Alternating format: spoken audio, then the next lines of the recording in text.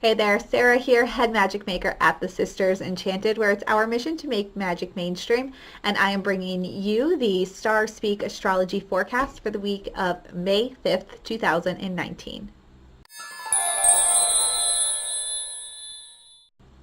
All right, each week we do this astrology forecast. It's actually written by our headmaster of astrology, Nick, but I just really love to relay his knowledge bombs to you. So I read the forecast for you each and every week, and this one is for the week of May 5th through May 11th, 2019.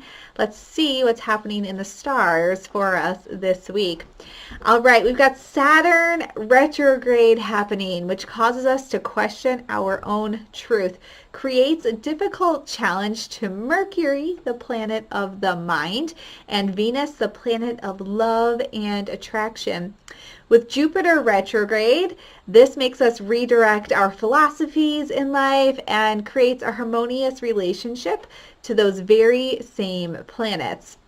Perfect timing for Mercury and Venus to align, causing our inner world to take a hard look through the lens of those tough outer planets. So Saturn started its retrograde last week with Pluto, also in retrograde, the planet of guilt and transformation, moving backwards right on top of it. This combination will cause us all to take a deep, hard look at how we're attracting others to us and whether we're simply using them to hold us up in life or to help us become better people. The cycle will last for the majority of the summer and fall, but the start of the cycle always gives it a certain flavor, Nick says. So you might be noticing this impact a little bit more. With Mercury and Venus aligning in Aries, the sign of action and independence, we're going to find no boundaries for telling others how we feel, and we can attract exactly what we're desiring by asking for it. I feel like that can go both ways. But having boundaries and speaking up for yourself, exercising that throat chakra with Mercury and Venus both in Aries really will get you exactly what you need in life, right? No need for persuasive tactics. However, these two retrograding planets are going to take this and really make us question why we are desiring it. That's Jupiter and Pluto retrograde. They're going to take that energy of us asking what we want and kind of make us question, like, wait a second, why am I asking for this? Is it simply for show, or will this newfound sense of independence help us to deeply care for ourselves and what we truly hope to achieve? So are we asking for the right things? We're going to feel empowered to speak our truth, ask for what we need this week, but then also be like, wait, is this exactly what I need? And so maybe take the practice in advance and stop and ask that question before you exercise that throat chakra energy center.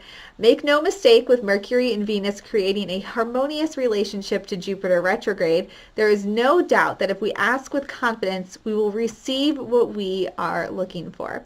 This relationship can make us feel grand, like the world is our oyster, and with a little conversation, nothing can stop us from shucking it.